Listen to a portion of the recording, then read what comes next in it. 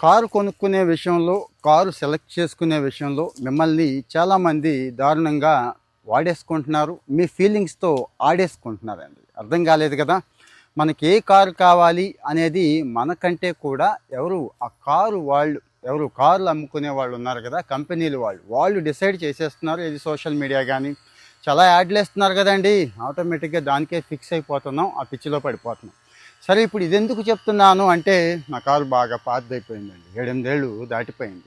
ఇప్పుడు మార్చాలి అనుకున్నాను. ఇక్కడ నేను కొంత రీసెర్చ్ చేశాను. ఆ విషయాలన్నీ మీకు ఉపయోగపడతాయి అని చెప్పి చెప్తున్నానండి. జనరల్‌గా ఇండియాలో ఈ మధ్య పిచ్చగా కొంటున్నారు కదా కార్లు. కానీ అవసరం లేనివి, ఎవడో ఏదో గొప్ప అనుకుంటాడని చెప్పి మన స్తోమతను మించివి కొనేస్తున్నాం. ఈవెన్ వారెన్ బఫెట్ కూడా చెప్తున్నాడు, అక్కర్లేదయ్యా బాబు, షోరూమ్ నుంచి బయటకు వచ్చిన వెంటనే దాని వాల్యూ దారుణంగా పడిపోతుందని. నేను మాత్రం చిన్న కారుకే వెళతాను. ఏది ₹1,00,000 సంపాదిస్తున్నా కానీ జాగ్రత్తగా వినండి, నేను కట్టే ఈఎంఐ నా జీతంలో 10% మించకుండా చూసుకుంటాను. ఎందుకండి ఈఎంఐ అంటే బాగుంది, వడ్డీ రేట్లు చాలా తక్కువ ఉన్నాయి కాబట్టి. అదే బ్యాంకులో ఎఫ్డి పెట్టుకున్న ఉపయోగం ఏముందండి? లేదు కదా. సో ఆ పాయింట్ ఒకటి గుర్తు చేసుకోండి. ఎంత అవసరమో అది చాలండి, ఎవడు గొప్ప అనుకోడు. రెండోది రేటింగ్ అండి.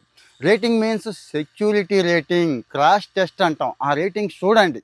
ఏది ఎవడో కంపెనీ వాడు చెప్పిందే కాదు, బయటికి వెళ్ళి కూడా చూడండి. నేనైతే అది కూడా చూస్తాను. మరి మైలేజ్ బాగా అవసరం కదండి, మైలేజ్ కూడా చూస్తాను. బాగా మైలేజ్ ఏదైతే వస్తుందో అదే చూస్తాను, అదే కొంటాను అన్నట్టు. తర్వాత వచ్చి ఈ చిన్న చిన్న యాక్సెసరీస్ వగేరా ఇవన్నీ కూడా వాడు మార్చమంటాడండి. ఏది వాడే వేసేస్తాను, నేనే వేసేస్తాను అంటాడు. ఈవెన్ ఇన్సూరెన్స్ కూడా ఇవి డీలర్ దగ్గర చాలా చాలా ఎక్కువ రేట్లు ఉంటాయండి. మన దగ్గర లాగేస్తాడు. ఇవన్నీ డీలర్ దగ్గరే పెట్టుకోవాల్సిన అవసరం లేదు. బయట కూడా బ్రహ్మాండమైన వాళ్ళు, మంచి వాళ్ళు ఉన్నారు, అక్కడ చేయించుకుంటానండి. నేనైతే అక్కడే చేయించుకుంటాను. మరి మీరు కారు కొన్నారా? కొనేసినా పర్వాలేదు, ఇదిగో ఇవి చూసుకోండి. ఇక తర్వాత వచ్చి గవర్నమెంట్ సబ్సిడీలు ఇస్తుందండి. ఇది హైబ్రిడ్ కార్లకి, ఎలక్ట్రిక్ కార్లకి సబ్సిడీలు ఇస్తుంది. అందరికీ ఇస్తుంది, నాకే కాదు మీకు కూడా ఇస్తుంది. అది కూడా చెక్ చేసుకోండి. మరి మంచి సబ్సిడీ ఇచ్చే అవకాశం ఉన్నప్పుడు ఎందుకు దాన్ని వదులుకోవడం? ఆ సబ్సిడీ కూడా పొందే మార్గం చూసుకోండి. ఇక నిజంగా ఫైనల్గా ఒక వర్డ్ చెప్తున్నాను, నిజంగా కారు అవసరమా, లగ్జరీయా? నెలకోసారి 3 నెలలకోసారి తీస్తారా? అవసరం లేకపోయినా పక్కింటోడికి చూపించుకోవాలి కాబట్టి, ఇంటి ముందు కారు ఉంటే ఇంటికి అందం కాబట్టి కొంటున్నామా? ఆలోచించండి. మన కారు గురించి వాల్యూ ఇచ్చేవాడు, కారుకి వాల్యూ ఇచ్చేవాడు అసలు అవసరం లేదు, అలాంటి వాడి ఒపీనియన్ మీకు అక్కర్లేదు. అదొక భారం కాకూడదు.